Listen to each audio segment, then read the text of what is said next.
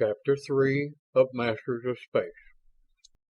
Recording by R.J. Davis. Masters of Space by Edward Elmer Smith, a.k.a. E.E. Doc Smith, and Edward Everett Evans. Translated by Robert Concanetti, Stephen Blundell, and the online distributed proofreading team. Chapter 3. "But listen," he exclaimed. "I can't, even if I want." "Of course you can't." Pure deviltry danced in her eyes. "You're the director. It wouldn't be proper. But it's standard operating procedure for simple, innocent, unsophisticated little country girls like me to go completely overboard for the boss." "But you can't. You mustn't," he protested in panic. Temple Bells was getting plenty of revenge for the shocks he had given her. "I can't? Watch me." She grinned up at him, her eyes still dancing. "Every chance I get, I'm going to hug your arm like I did a minute ago. And you'll take hold of my forearm like you did. That can be taken, you see, as either 1, a reluctant acceptance of a mildly distasteful but not quite actionable situation, or 2, a blocking move to keep me from climbing up you like a squirrel." "Confound it, Temple, you can't be serious." "Can't I?" She laughed gleefully. "Especially with half a dozen of those other cats watching. Just wait and see, boss." Sandra and her 2 guests came aboard. The natives looked around. The man at the various human men, the woman at each of the human women. The woman remained beside Sandra. The man took his place at Hilton's left. Looking up, he was a couple of inches shorter than Hilton's 6'1", with an air of expectancy. "Why this arrangement, Sandy?" Hilton asked. "Because we're tops. It's your move, Jarve. What's first?" "You're an Axite. Come along, sport. I'll call you that until—" "Laurel," the native said in a deep, resonant bass voice. He hit himself a blow on the head that would have floored any 2 ordinary men. "Sora," he announced, striking the alien woman a similar blow.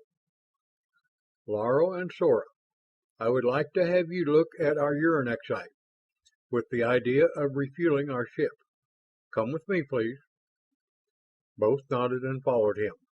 In the engine room he pointed at the engines, then to the lead-blocked labyrinth leading to the fuel holes. "Laurel, do you understand hot, radioactive?" Laurel nodded and started to open the heavy lead door. "Hey!" Hilton yelped. "That's hot!" He seized Laurel's arm to pull him away and got the shock of his life. Laurel weighed at least 500 pounds, and the guy still looked human. Laurel nodded again and gave himself a terrific thump on the chest. Then he glanced at Sora, who stepped away from Sandra. He then went into the hold and came out with 2 fuel pellets in his hand, one of which he tossed to Sora. That is, the motion looked like a toss, but the pellet traveled like a bullet. Sora caught it unconcernedly, and both natives flipped the pellets into their mouths. There was a half-minute of rock crusher crunching, then both natives opened their mouths. The pellets had been pulverized and swallowed. Hilton's voice rang out. "Pointer, how can these people be non-radioactive after eating a whole fuel pellet apiece?" Pointer tested both natives again. "Cold," he reported. "Stone cold. No background even. Play that on your harmonica." Laurel nodded, perfectly matter-of-factly, and in Hilton's mind there formed a picture. It was not clear, but it showed plainly enough a long line of aliens approaching the Perseus. Each carried on his or her shoulder a lead container holding 200 pounds of Navy regulation fuel pellets. A standard loading tube was sealed into place and every fuel hold was filled. This picture, Laurel indicated plainly, could become reality any time. Sawtelle was notified and came on the run. "No fuel is coming aboard without being tested," he roared. "Of course not, but it'll pass for all the tea in China. You haven't had a 10% load of fuel since you were launched. You can fill up or not. The fuel's here, just as you say." "If they can make Navy standard, of course we want it." The fuel arrived. Every load tested well above standard. Every fuel hold was filled to capacity, with no leaking and no emanation. The natives who had handled the stuff did not go away, but gathered in the engine room, and more humans trickled in to see what was going on. Sawtelle stiffened. "What's going on over there, Hilton?" "I don't know, but let's let 'em go for a minute. I want to learn about these people, and they've got me stopped cold." "You aren't the only one. But if they wreck that Mayfield, it'll cost you over $20,000. "Okay." The captain and director watched, wide-eyed. Two master mechanics had been getting ready to refit a tube, a job requiring both strength and skill. The tube was very heavy and made of super-refract. The machine, the Mayfield upon which the work was to be done, was extremely complex. Two of the aliens had brushed the mechanics, very gently, aside and were doing their work for them. Ignoring the hoist, one native had picked the tube up and was holding it exactly in place on the Mayfield. The other, hands moving faster than the eye could follow, was locking it, micrometrically precise and immovably secure, into place. "How about this?" one of the mechanics asked of his immediate superior. "If we throw him out, how do we do it?" By a jerk of the head, the non-com passed the buck to a commissioned officer, who relayed it up the line to Sawtelle, who said, "Hilton, nobody can run a Mayfield without months of training. They'll wreck it and it'll cost you. But I'm getting curious myself, enough so to take half the damage. Let 'em go ahead." "How about this, Mike?" one of the machinists asked of his fellow. "I'm going to like this, what?" "Yas, my dear chummy," the other drawled affectedly. "My man relieves me of so much uncouth effort." The natives had kept on working. The Mayfield was running. It had always howled and screamed at its work, but now it gave out only a smooth and even hum. The aliens had adjusted it with unhuman precision. They were one with it as no human being could possibly be.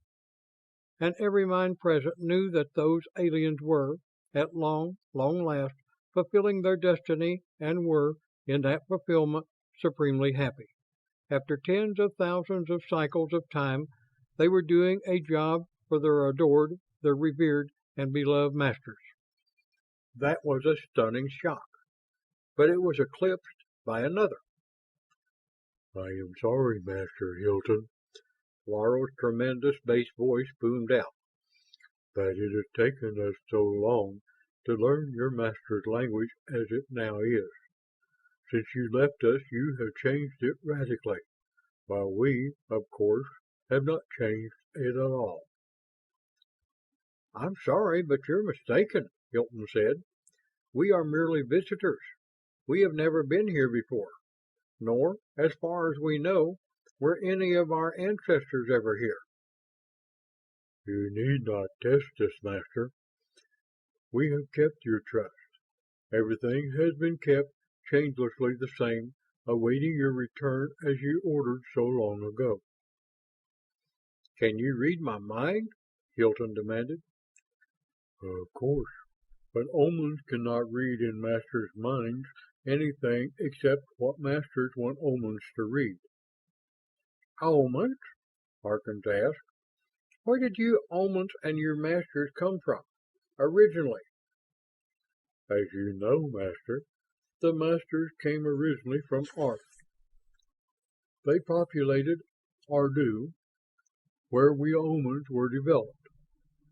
When the stretch drove us from Ardu, we all came to Ardre, which was your home world until you left it in our care. We keep also this, your half of the fuel world, in trust for you." "Listen, Jarv," Harkin said tensely. "Oman, human. Arth, Earth. Ardu, Earth 2. Audrey, Earth 3. You can't laugh them off, but there never was an Atlantis. This is getting no better fast. We need a full staff meeting. You too, Sawtelle, and your best man. We need all the brains the Perseus can muster." "You're right. But first, get those naked women out of here. It's bad enough having women aboard at all. But this? My men are spacemen, mister." Varro spoke up. "If it is the Master's pleasure to keep on testing us, so be it. We have forgotten nothing. A dwelling awaits each Master, in which each will be served by Omans who will know the Master's desires without being told. Every desire, while we Omans have no biological urges, we are, of course, highly skilled in relieving tensions and derive as much pleasure from that service as from any other." Sawtelle broke the silence that followed. "Well, for the men," he hesitated, "especially on the ground. Well, talking in mixed company, you know, but I think—" "Think nothing of the mixed company, Captain Sawtelle," Sandra said. "We women are scientists, not shrinking violets. We are accustomed to discussing the facts of life just as frankly as any other facts." Sawtelle jerked a thumb at Hilton, who followed him out into the corridor. "I have been a Navy mule," he said. "I admit now that I'm outmaneuvered, outmanned, and outgunned." "I'm just as baffled at present as you are, sir. But my training has been aimed specifically at the unexpected, while yours has not." "That's letting me down easy, Jarv." Sawtelle smiled. The first time the startled Hilton had known that the hard, tough old spacehound could smile. "What I wanted to say is, lead on. I'll follow you through force field and space force." "Thanks, Skipper. And by the way, I erased that record yesterday." The two gripped hands, and there came into being a relationship that was to become a lifelong friendship. "We will start for Ardre immediately," Hilton said. "How do we make the jump without charge, Laurel?" "Very easily, Master. Kido, as Master Captain Sylvell's Oman, will give the orders. Naito will serve Master Snowden and supply the knowledge he says he has forgotten." "Okay, we'll go up to the control room and get started." And in the control room, Kido's voice rasped into the captain's microphone. "Attention, all personnel. Master Captain Sawtelle's orders take off in 2 minutes. The countdown will begin at 5 seconds. 5, 4, 3, 2, 1, lift." Nito, not Snowden, handled the controls, as perfectly as a human pilot had ever done it at the top of his finest form. He picked the immense spaceship up and slipped it silkily into subspace. "We'll all be, Snowden gasped. "That's a better job than I ever did." "Not at all, Master, as you know," Nito said. "It was you who did this. I merely performed the labor." A few minutes later in the main lounge, Navy and BuSci personnel were mingling as they had never done before. Whatever had caused this relaxation of tension, the friendship of captain and director, the position in which they all were, or what, they all began to get acquainted with each other. "Silence, please, and be seated," Hilton said. While this is not exactly a formal meeting, it will be recorded for future reference. First, I will ask Laurel a question. Were books or records left on Audrey by the race you call the Masters? You know there are, Master. They are exactly as you left them, undisturbed for over 271,000 years. Therefore, we will not question the omens. We do not know what questions to ask. We have seen many things hitherto thought impossible. Hence, we must discard all preconceived opinions which conflict with facts. I will mention a few of the problems we face. The omens, the masters, the upgrading of the armament of the Perseus to omen standards, the concentration of uranexite. What is that concentrate? How is it used? Total conversion, how is it accomplished? The skeletons, what are they and how are they controlled? Their ability to drain power. Who or what is back of them? Why a deadlock that has lasted over 250,000 years? How much danger are we and the Perseus actually in? How much danger is Terra in because of our presence here? There are many other questions. Sandra and I will not take part, nor will 3 others. Devox, Eisenstein, and Blake. You have more important work to do. What can that be?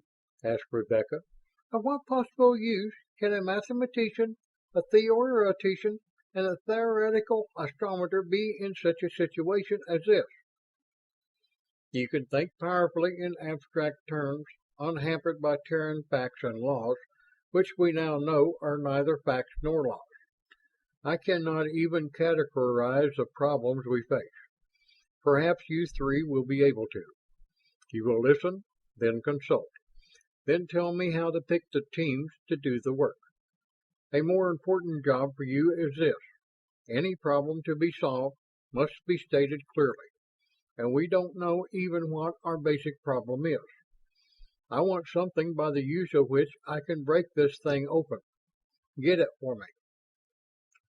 Rebecca and Devox merely smiled and nodded, but Teddy Blake said happily, I was beginning to feel like a fifth wheel on this project, but that's something I could really stick my teeth into. How? Carnes demanded. He didn't give you one single thing to go on, just compounded the confusion. Hilton spoke before Teddy could. That's their dish, Phil. If I had any data, I'd work it myself. You first, Captain Sawtelle. That conference was a very long one indeed. There were almost as many conclusions and recommendations as there were speakers. And through it all, Hilton and Sandra listened. They weighed and tested and analyzed and made copious notes, in shorthand and in the more esoteric characters of symbolic logic. And at its end, I'm just about poop, Sandy. How about you? You and me both, boss. See you in the morning. But she didn't. It was 4 o'clock in the afternoon when they met again. We made up one of the teams, Sandy, he said with surprising diffidence. I know we were going to do it together, but I got a hunch on the first team. A kind of a weirdie, but the brains checked me on it. He placed a card on her desk. Don't blow your top until after you've studied it.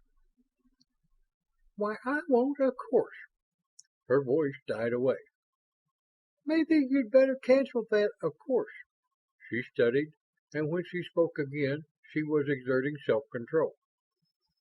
A chemist, a planetographer, a theoretician, 2 sociologists, a psychologist, and a radiationist, and 6 of the 7 are 3 pairs of sweeties. What kind of a lineup is that to solve a problem in physics? It isn't in any physics we know.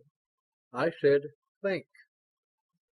Oh, she said, then again, oh, and, oh, and, oh. 4 entirely different tones. I see. Maybe. You're matching minds, not specialties, and supplementing. I knew you were smart. Buy it? It's weird, all right, but I'll buy it for a trial run anyway. But I'd hate like sin to have to sell any part of it to the board. But of course, I mean, you're responsible only to yourself. Keep it wee, Sandy. You're as important to this project as I am. But before we tackle the second team, what's your thought on Bernadine and Hiramon? Separate or together? Separate, I'd say. They're identical physically, and so nearly so mentally that of them would be just as good on a team as both of them. More and better work on different teams. My thought exactly. And so it went, hour after hour. The teams were selected and meetings were held. The Perseus reached Audrey, which was very much like Terra. There were continents, oceans, ice caps, lakes, rivers, mountains and plains, forests and prairies. The ship landed on the space field of Omlu, the city of the Masters, as Sawtelle called Hilton into his cabin. The Omans, Laurel and Keto, went along, of course. Nobody knows how it leaked, Sawtelle began. No secrets around here, Hilton grinned. Omens, you know. I suppose so. Anyway, every man aboard is all hyped up about living aground, especially with a harem. But before I grant liberty, suppose there's any BD around here that our prophylactics can't handle? As you know, Masters, Laurel replied for Hilton before the latter could open his mouth. No disease, venereal or other, is allowed to exist on Ardrey. No prophylactics is either necessary or desirable. That ought to hold you for a while, Skipper. Hilton smiled at the flabbergasted captain and went back to the lounge. Everybody going ashore? He asked. Yes, Karn said. Unanimous vote for the first time. Who wouldn't? Sandra asked. I'm fed up with living like a sardine. I will scream for joy the minute I get into a real room. Cars were awaiting in a stopping and starting line. 3 wheel jobs. All were empty, no drivers, no steering wheels, no instruments or push buttons. When the whole line moved ahead as one vehicle, there was no noise, no gas, no blast.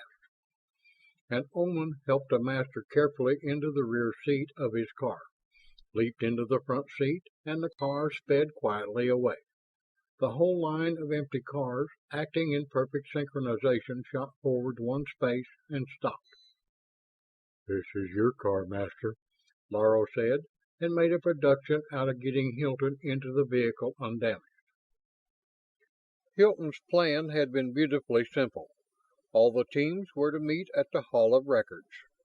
The linguists and their omens would study the records and pass them out. Specialty after specialty would be unveiled and teams would work on them. He and Sandy would sit in the office and analyze and synthesize and correlate. It was a very nice plan. It was a very nice office, too. It contained every item of equipment that either Sandra or Hilton had ever worked with. It was a big office, and a great many that neither of them had ever heard of. It had a full staff of omens, all eager to work. Hilton and Sandra sat in that magnificent office for 3 hours, and no reports came in. Nothing happened at all. This gives me the howling howpers, Hilton growled. Why haven't I got brains enough to be on one of those teams? I could shed a tear for you, you big dope, but I won't, Sandra retorted. What do you want to be besides the brain and the kingpin and the balance wheel and the spark plug of the outfit? Do you want to do everything yourself? Well, I don't want to go completely nuts, and that's all I'm doing at the moment. The argument might have become acrimonious, but it was interrupted by a call from Karn. Can you come out here, Jarv? We've struck a knot." What's the matter? Trouble with the omens? Hilton snapped. "Not exactly. Just non-cooperation. Squared. We can't even get started. I'd like to have you two come out here and see if you can do anything. I'm not trying rough stuff because I know it wouldn't work." "Coming up, Bill," and Hilton and Sandra, followed by Laurel and Sora, dashed out to their cars.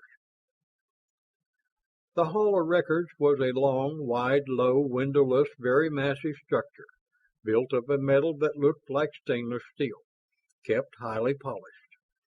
The vast expanse of seamless and jointless metal was mirror bright. The one great door was open, and just inside it were the scientists and their omens. "Brief me, Bill," Hilton said. "No lights. They won't turn them on and we can't. Can't find either lights or any possible kind of switches." "Turn on the lights, Laurel," Hilton said. "You know that I cannot do that, Master. It is forbidden for any omen to have anything to do with the illumination of this solemn and revered place." "Then show me how to do it." "That would be just as bad, Master," the omen said proudly. "I will not fail any test you can devise."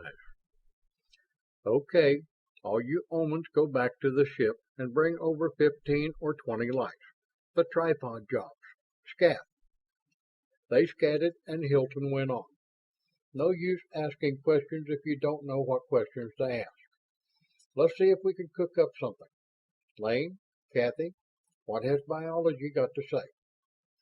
Dr. Lane Saunders and Dr. Catherine Cook, the latter a willowy brown-eyed blonde, conferred briefly.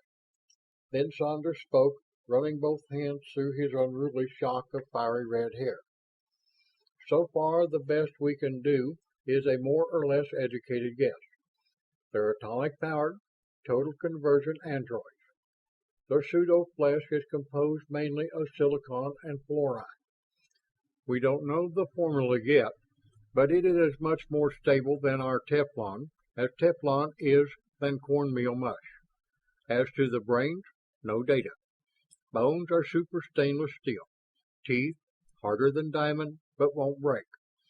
Food, uranexite or its concentrated derivative, interchangeably. Storage reserve, indefinite. Laurel and Sora won't have to eat again for at least 25 years." The group gasped as one, but Saunders went on. "They can eat and drink and breathe and so on, but only because the original masters wanted them to. Non-functional. Skins and subculturous layers are soft for the same reason. That's about it up to now." "Thanks, Lane. Hart, is it reasonable to believe that any culture whatever could run for 250,000 years without changing one word of its language or one iota of its behavior?" "Reasonable or not, it seems to have happened." "Now for psychology. Alex?" "It seems starkly incredible, but it seems to be true. If it is, their minds were subjected to a conditioning no Terran has ever imagined, an unyielding fixation." "They can't be swayed, then, by reason or logic." Hilton paused invitingly. "Or anything else," Kincaid said flatly. "If we're right, they can't be swayed, period." "I was afraid of that. Well, that's all the questions I know how to ask. Any contributions to this symposium?" After a short silence, de Vaux said, "I suppose you realize that the first half of the problem you posed us has now solved itself." "Why, no. No, you're way ahead of me." "There is a basic problem, and it can now be clearly stated," Rebecca said. "Problem: to determine a method of securing full cooperation from the Omans. The first step in the solution of this problem is to find the most appropriate operator. Teddy?" "I have an operator of sorts," Theodora said. "I've been hoping one of us could find a better." What is it? Hilton demanded. The word until. Teddy, you're a sweetheart, Hilton exclaimed. How can until be a mathematical operator? Sandra asked. Easily. Hilton was already deep in thought. This hard conditioning was to last only until the Masters returned. Then they'd break it. So all we have to do is figure out how a Master would do it. That's all? Kincaid said meaningly. Hilton pondered. Then, listen, all of you. I may have to try a colossal job of bluffing. Just what would you call colossal after what you did to the Navy? Carnes asked. That was a sure thing. This isn't. You see, to find out whether Laurel is really an immovable object, I've got to make like an irresistible force, which I ain't. I don't know what I'm going to do. I'll have to roll it as I go along. So all of you keep on your toes and back any play I make. Here they come. The Omens came in and Hilton faced Laurel eyes to eyes. Laurel, he said, you refuse to obey my direct order. Your reasoning seems to be that, whether the Masters wish it or not, you Omens will block any changes whatever in the status quo throughout all time to come. In other words, you deny the fact that Masters are in fact your Masters. But that is not exactly it, Master. The Masters... That is it. Exactly it. Either you are the Master here or you are not. That is a point to which your two-valued logic can be strictly applied. You are willfully neglecting the word until. This stasis was to exist only until the Masters return. Are we Masters? Have we returned? No, well, upon that one word, until, may depend the length of time your Omen race will continue to exist. The Omens flinched. The humans gasped. But more of that later, Hilton went on unmoved. Your ancient Masters, being short-lived like us, changed materially with time, did they not? And you changed with them. But we did not change ourselves, Master. The Masters. You did change yourself. The Masters changed only the prototype brain. They ordered you to change yourselves, and you obeyed their orders. We order you to change, and you refuse to obey our orders. We have changed greatly from our ancestors, right? That is right, Master. We are stronger physically, more alert and more vigorous mentally, with a keener, sharper outlook on life. You are, Master. That is because our ancestors decided to do without Omens. We do our own work and enjoy it. Your Masters died of futility and boredom. What I would like to do, Laurel, is take you to the crèche and put your disobedient brain back into the Matrix. However, the decision is not mine alone to make. How about it, fellows and girls? Would you rather have alleged servants who won't do anything you tell them to, or no servants at all? As semantician, I protest. Sandra backed his play. That is the most viciously loaded question I ever heard. It can't be answered except in the wrong way. Okay, I'll make it semantically sound. I think we'd better scrap this whole Omen race and start over, and I want to vote that way. You won't get it. And everybody began to yell. Hilton restored order and swung on Laurel, his attitude stiff, hostile, and reserved. Since it is clear that no unanimous decision is to be expected at this time, I will take no action at this time. Think over very carefully what I have said. For as far as I am concerned, this world has no place for Omens who will not obey orders. As soon as I convince my staff of the fact, I shall act as follows.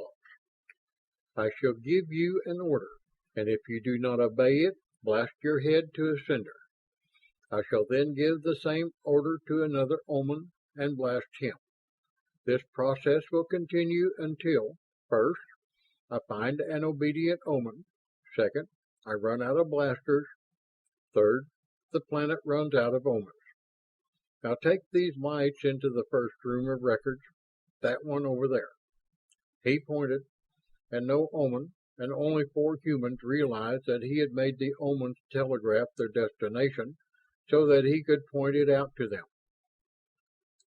Inside the room, Hilton asked cautiously of Laurel, "The Masters didn't lift those heavy chests down themselves, did they?" "No, no, Master. We did that." "Do it then. Number 1 first. Yes, that one. Open it and start playing the records in order." The records were not tapes or flats or reels, but were spools of intricately braided wire. The players were projectors of full-color, hi-fi sound, tri-di pictures. Hilton canceled all moves aground and issued orders that no omen was to be allowed aboard ship, then looked and listened with his staff. The first chest contained only introductory and elementary stuff, but it was so interesting that the humans stayed overtime to finish it. Then they went back to the ship, and in the main lounge, Hilton practically collapsed onto a davenport. He took out a cigarette and stared in surprise at his hand, which was shaking. "I think I could use a drink," he remarked. "What? Before supper?" Carnes marveled. Then, "Hey, Wally, rush a flagon of a Viganonac or non-Paris for the boss and everything else for the rest of us. Chop chop, but quick." A hectic half-hour followed. Then, "Okay, boys and girls, I love you, too, but let's cut out the slurp and slosh, get some supper, and log us some sack time. I'm just about pooped.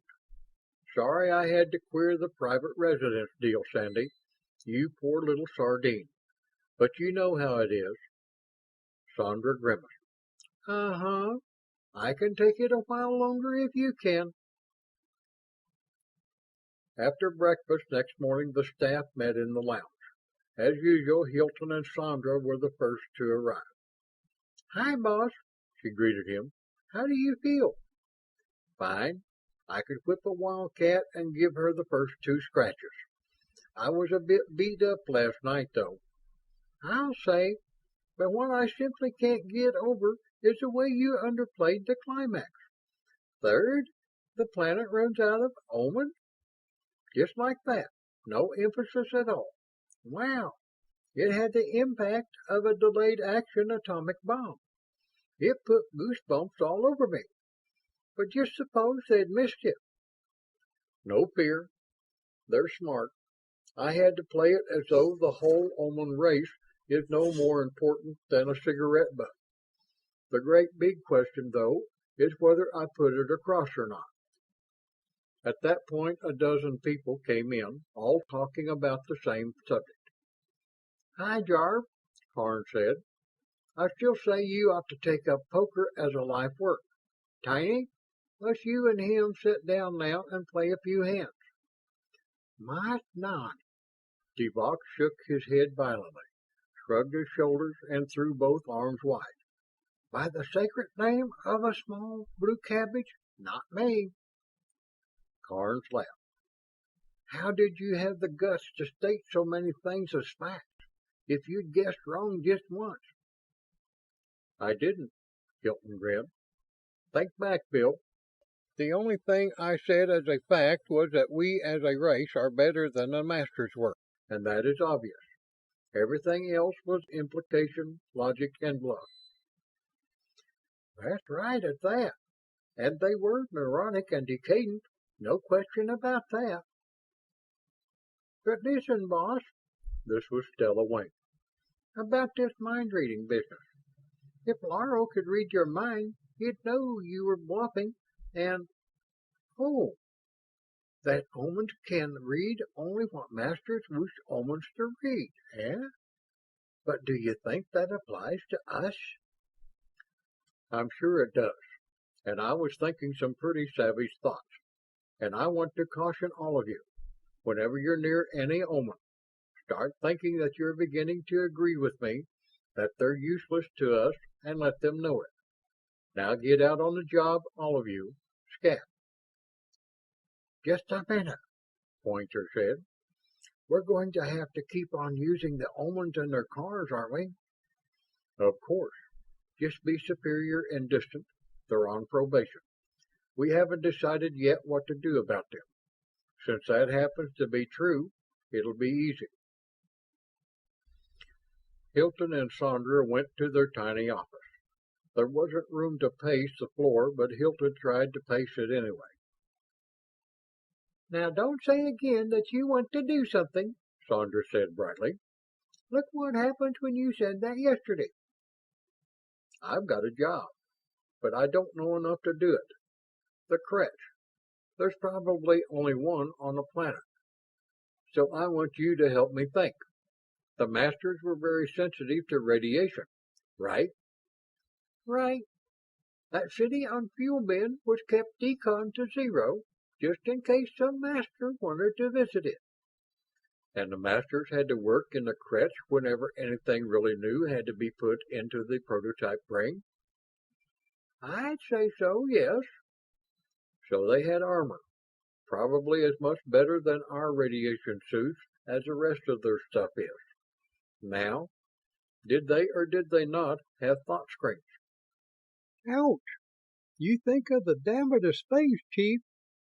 She caught her lower lip between her teeth and concentrated. I don't know. There are at least 50 vectors, all pointing in different directions. I know it. The key one, in my opinion, is that the Masters gave them both telepathy and speech. I considered that and weighed it. Even so, the probability is only about 0.65. Can you take that much of a chance? Yes, I can make 1 or 2 mistakes. Next, about finding that creche. Any spot of radiation on the planet would be it. But the search might take... Hold on. They'd have it heavily shielded. There'll be no leakage at all. Laurel will have to take you. That's right. Want to come along? Nothing much will happen here today. Not me. Sandra shivered in distaste. I never want to see brains and livers and things swimming around in nutrient solution if I can help it. Okay, it's all yours. I'll be back sometime. And Hilton went out onto the dock, where the dejected Laurel was waiting for him. Hi, Laurel. Get the car and take me to the Hall of Records. The android brightened up immediately and hurried to obey. At the hall, Hilton's first care was to see how the work was going on. 8 of the huge rooms were now open and brightly lighted. Operating the lamps had been one of the first items on the first spool of instructions, with a cold, pure white, sourceless light. Every team had found its objective and was working on it. Some of them were doing nicely, but the first team could not even get started. Its primary record would advance a fraction of an inch and stop. While Omans and humans sought out other records and other projectors in an attempt to elucidate some concept that simply could not be translated into any words or symbols known to Terran science. At the moment, there were 17 of these peculiar projectors, viewers, playbacks in use, and all of them were stopped. You know what we've got to do, Jarv, Carnes, the team captain, exploded. Go back to being college freshmen, or maybe grade school or kindergarten. We don't know yet. And learn a whole new system of mathematics before we can even begin to touch this stuff. And you're belly aching about that? Hilton marveled. I wish I could join you. That'd be fun. Then, as Carnes started a snappy rejoinder, but I got troubles of my own, he added hastily. Bye now, and beat a rejoinder. Out in the hall again, Hilton took his chance. After all, the odds were about 2 to 1 that he would win. I want a couple of things, Laurel. First, a thought screen. He won. Very well, Master. They are in a distant room, Department 469. Will you wait here on this cushioned bench, Master? No, we don't like to rest too much. I'll go with you. Then, walking along, he went on thoughtfully. I've been thinking since last night, Laurel. There are tremendous advantages in having omens. I am very glad you think so, Master. I want to serve you. It is my greatest need. If they could be kept from smothering us to death. Thus, if our ancestors had kept their omens, I would have known all about life on this world and about this Hall of Records, instead of having the fragmentary, confusing, and sometimes false information I now have. Oh, we're here. Laurel had stopped and was opening a door. He stood aside. Hilton went in, touched with one finger a crystalline cube set conveniently into a wall, gave a metal command, and the lights went on. Laurel opened a cabinet and took out a disk about the size of a dime, pendant from a neck chain.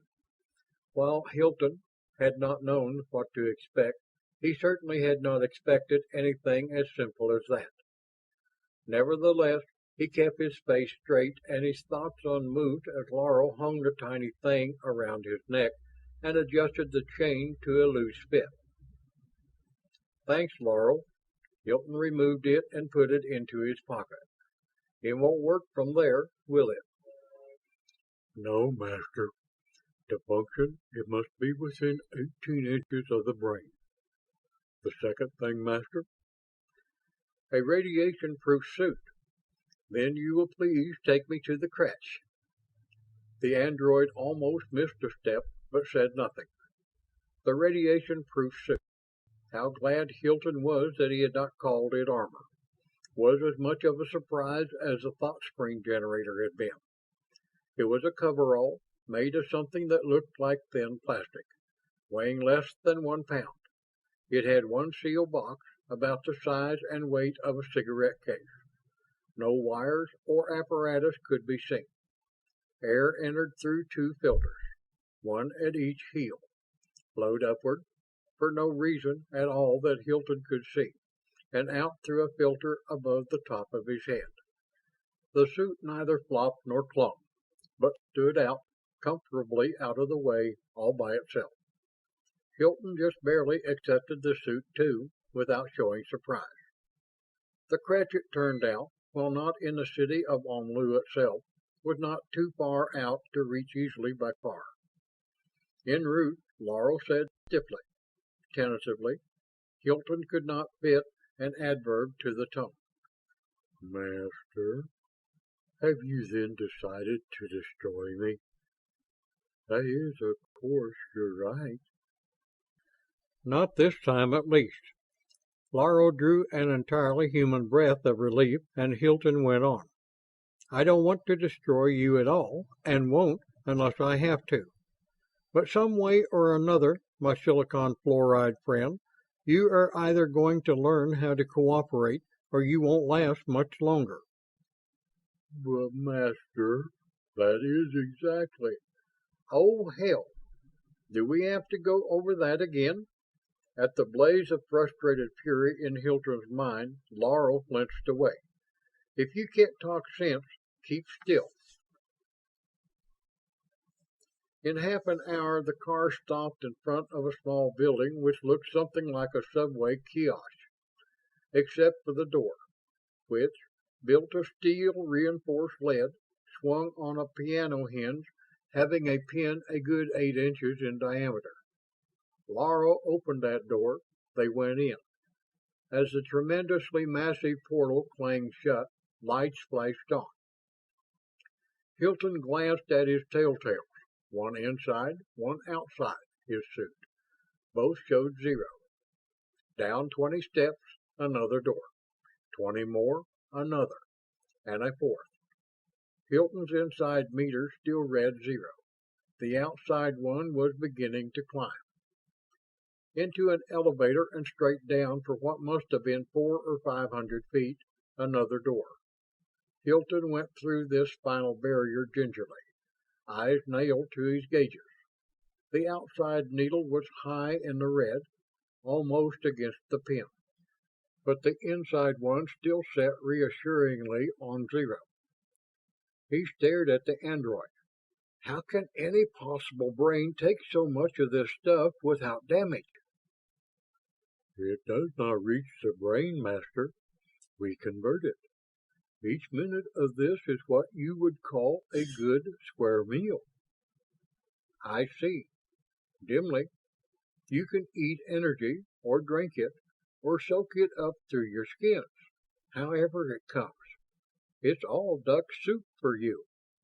Yes, Master. Hilton glanced ahead, toward the far end of the immensely long, comparatively narrow room. It was, purely and simply, an assembly line, and fully automated in operation. You are replacing the Omens destroyed in the battle with the skeletons? Yes, Master. Hilton covered the first half of the line at a fast walk. He was not particularly interested in the fabrication of super stainless steel skeletons, nor in the installation and connection of atomic engines, converters, and so on. He was more interested in the synthetic fluorosilicon flesh, and paused long enough to get a general idea of its growth and application. He was very much interested in how such human-looking skin could act as both absorber and converter, but he could see nothing helpful. An application, I suppose, of the same principle used in this radiation suit? Yes, Master.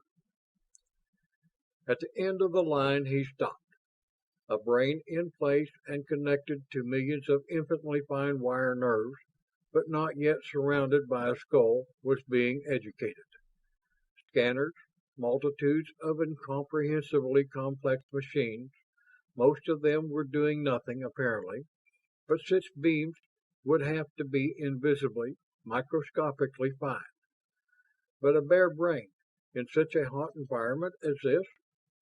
He looked down at his gauges. Both read 0. Fields of force, Master, Laurel said. But damn it, this suit itself would re-radiate. The suit is self-decontaminating, Master. Hilton was appalled. With such stuff as that, and the plastic shield besides, why all the depth and all that solid lead? The Master's orders, Master. Machines can, and occasionally do, fail. So might, conceivably, the plastic. And that structure over there contains the original brain, from which all the copies are made? Yes, Master. We call it the guide. And you can't touch the guide, not even if it means total destruction? None of you can touch it. That is the case, Master. Okay, back to the car, and back to the Perseus. At the car, Hilton took off the suit and hung the thought screen generator around his neck. And in the car, for 25 solid minutes, he sat still and thought. His bluff had worked up to a point. A good far point, but not quite far enough. Laurel had stopped that, as you already know stuff. He was eager to go as far in cooperation as he possibly could. But he couldn't go far enough. But there had to be a way. Hilton considered way after way after unworkable, useless way, until finally he worked out one that might, just possibly might, work. Laurel, I know that you derive pleasure and satisfaction from serving me, in doing what I ought to be doing myself. But has it ever occurred to you that that's a hell of a way to treat a first-class, highly capable brain? To waste it on second-hand, copycat, carbon copy stuff? Why, no, Master. It never did. Besides, anything else would be forbidden. Or would it? Stop somewhere, park this heap. We're too close to the ship. And besides, I want your full, undivided, concentrated attention. No, I don't think originality was expressly forbidden.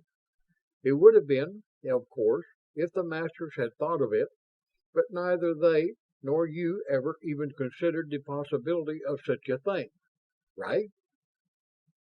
It may be. Yes, Master, you are right. Okay. Hilton took off his necklace, the better to drive home the intensity and sincerity of his thought. Now suppose that you are not my slave and simple automatic relay station. Instead, we are fellow students, working together upon problems too difficult for either of us to solve alone. Our minds, while independent, are linked or enmeshed. Each is helping and instructing the other. Both are working at full power and under free rein at the exploration of brand new vistas of thought. Vistas and expanses which neither of us has ever previously. Stop, Master, stop! Morrow covered both ears with his hands and pulled his mind away from Hilton's. You are overloading me. That is quite a load to assimilate all at once, Hilton agreed. To help you get used to it, stop calling me Master. That's an order. You may call me Jarv, or Jarvis, or Hilton, or whatever, but no more Master. Very well, sir. Hilton laughed and slapped himself on the knee. Okay, I'll let you get away with that, at least for a while. And to get away from that slavish O ending on your name, I'll call you Larry. You like? I would like that immensely, sir. Keep trying, Larry. You'll make it yet. Hilton leaned forward and walloped the android a tremendous blow on the knee. Home, James. The car shot forward and Hilton went on. I don't expect even your brain to get the full value of this in any short space of time. So let it stew in its own juice for a week or two. The car swept out onto the dock and stopped. So long, Larry. But can't I come in with you, sir? No, you aren't a copycat or a semaphore or a relay any longer.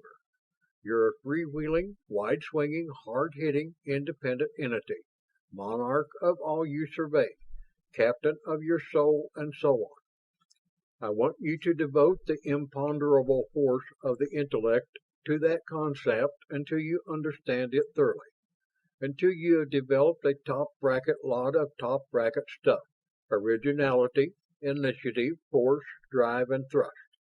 As soon as you really understand it, you'll do something about it yourself, without being told.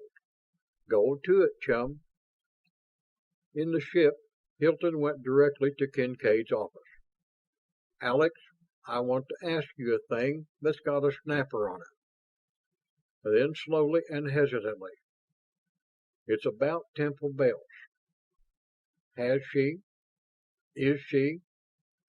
Well, does she remind you in any way of an iceberg? Then, as the psychologist began to smile. And no, damn it, I don't mean physically. I know you don't. Kincaid's smile was rueful, not at all what Hilton had thought it was going to be. She does. Would it be helpful to know that I first asked, then ordered her to trade places with me? It would, very. I know why she refused. You're a damn good man, Alex. Thanks, Jar. To answer the question you were going to ask next. No, I will not be at all perturbed or put out if you put her onto a job that some people might think should have been mine. What's the job, and when? That's the devil of it. I don't know. Hilton brought Kincaid up to date. So you see, it'll have to develop, and God only knows what line it will take. My thought is that Temple and I should form a committee of two to watch it develop. That one I'll buy, and I'll look on with glee. Thanks, fellow. Hilton went down to his office, stuck his big feet up onto his desk, settled back onto his spine, and buried himself in thought. Hours later, he got up, shrugged, and went to bed without bothering to eat. Days passed, and weeks. End of chapter 3.